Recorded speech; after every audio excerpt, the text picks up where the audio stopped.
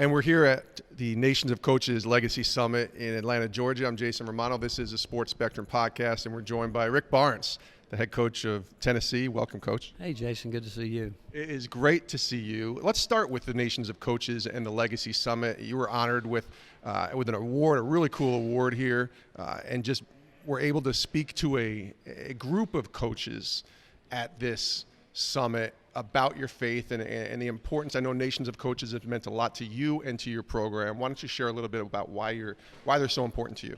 Well, it is an important program for me, but I think it's a very important program for the basketball profession because, as a young coach, you'd always go out to clinics to learn how to offense, defense, special situations, whatever. I believe what they're doing here in Atlanta today is far more important than any of those clinics because this is a clinic about really being the kind of coach, bringing the principles of the game that Dr. Naismith thought about, the Christian characteristics that we need to coach by. And honestly, I just think the biggest thing is that we should want to share our faith. We should want our players to understand who Jesus Christ is. They should see us living that every single day. And there's a way to do that. And it's not forcing anything on anybody. It's just the fact that it's something that I certainly believe in. Nation of Coaches are putting character coaches on campus where we need that. We need our coaches to realize that their players are really their family while they're there, and we need a strong family Christian values instilled in these guys. You're the Naismith College Coach of the Year. 2018-19 was a pretty special year for you. You've been doing this a long time. Take us through what this past year was like for you. Ranked in the top 10, I believe, the entire season. It was a special group. You know, Jason, it was a special group. It's a group of guys that started out 4 years ago. The senior class lost 19 games, and then they lost 15 games. And then 2 years ago, we made it to the tournament, got beat in the second round. And you could just tell when we finished up 2 years ago that this group had something special about it. And they started working, and the way they worked on their own in the off season through the summer and above and beyond what we asked them to do. Coming into the year, they wanted one thing was to get back to the NCAA tournament, see if they could go further, and it's always heartbreaking when you get knocked out of it. But the fact is, I know that this group maximized what they had, and they've set the bar. One of the cool things Sports Spectrum was able to cover this year, we did a story on a couple of players of yours that really grew deeper in their faith. And I know there were some baptisms that took place. Can you share a little bit about the spiritual side of some of your guys and just them growing in their relationship with the Lord?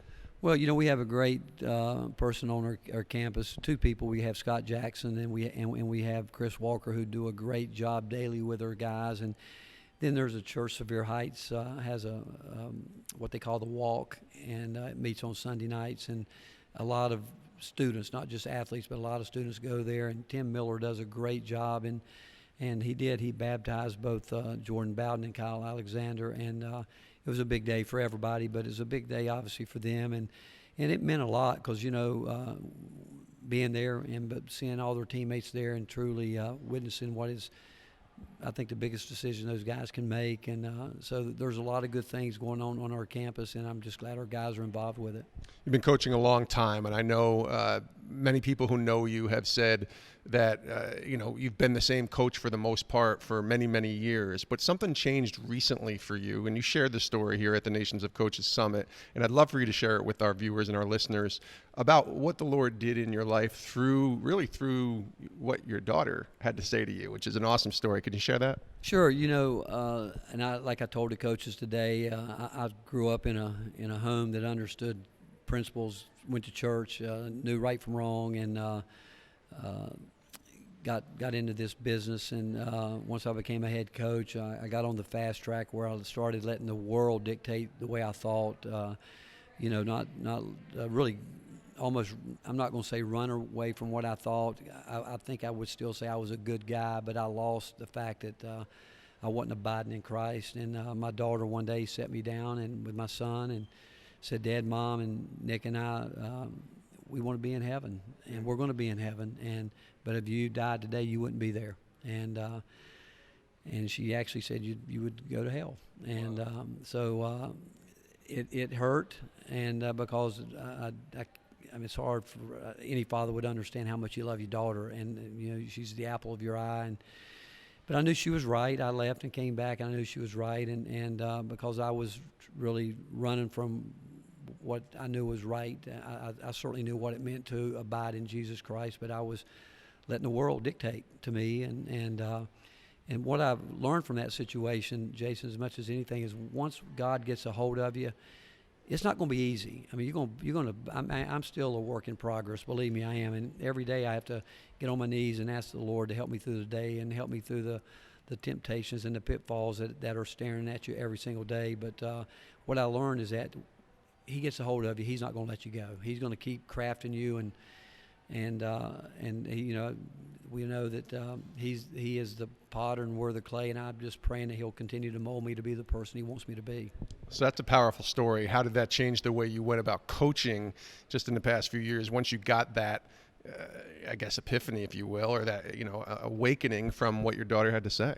Well, I think what it did, it brought me back to the fact that it's not about me, that it's really about the players. And, I made up my mind that I was going to coach them and love them in a different way. I was going to truly treat them the way I wanted my kids to be treated, and that means you still have to be demanding, and still you gotta expect a lot, set the bar high, but it's a way you go about doing it every single day, that they know you're doing it out of the fact that you care about them, you love them, and I want them to know that I serve a higher, I serve a God that is forgiven me, and a God that when you mess up, He's there for you. He's going to catch you.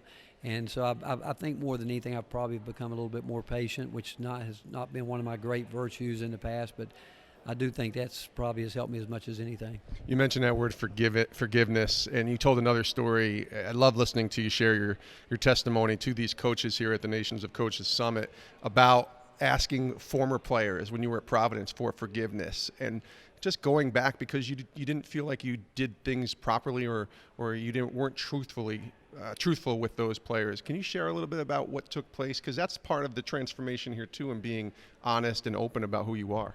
Well, the fact is I did not treat them the way that I should have treated them. I was over the top. My tone to them, the language that I used was wrong.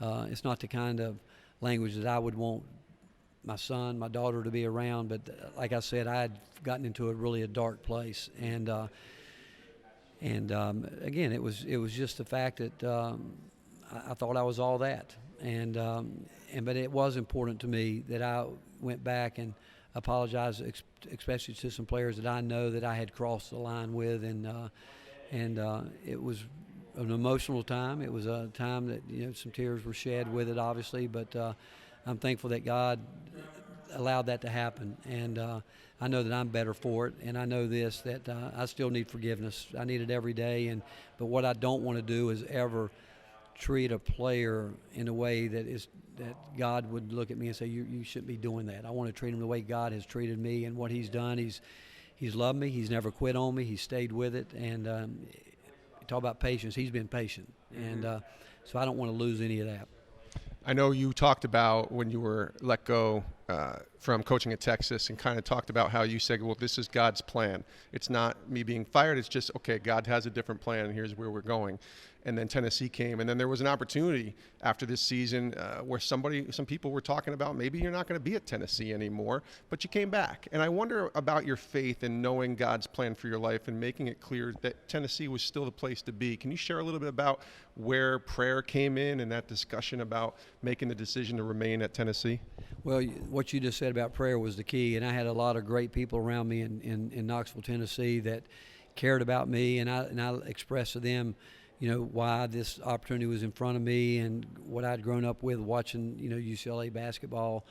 But as I went through it, and, the one thing I knew that I had to get on my knees. My wife, we prayed, friends prayed with me, and and we just truly believed that in the end, some way that God would make it crystal clear, and He really did.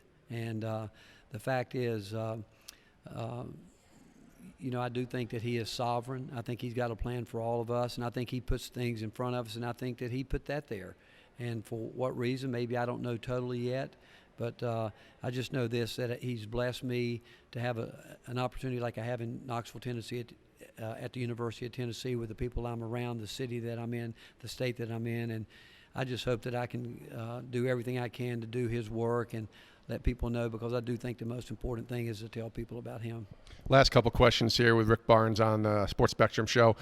Coach, I asked this question a lot to a lot of different people, especially coaches. What's your definition of success? I think because there's a worldly view of success in there, I think there's, through the lens of Christ, success might be viewed a little bit differently. What's your definition of success? Well, I can tell you, when I got into it, I had one definition, then I took on a whole different ugly meaning. And if you ask me today, I think my definition would be that the day that I would bow down before Christ, that he would say, "Job well done, enter this kingdom," and that would, to me, would be the total success. Last question. Thanks so much for your time here, Coach, on the show. What are you learning from God? We ask this question to every guest we have on the podcast as we close. What is God teaching you today in the season of life that you're in right now? What are you learning from God? The most important thing, without question, is a personal relationship with Jesus Christ. It's you can read the Bible, you can do prayer, you can do whatever it is you want to do, but what he's teaching me, it's that truly personal relationship that you develop, that the Holy Spirit will develop with you in Jesus Christ, I think is where has me today. Coach Rick Barnes, 2018-19 Naismith Coach of the Year with Tennessee. This has been a treat. Thanks for spending a few minutes with us here on Sports Spectrum. Thank you. Appreciate you.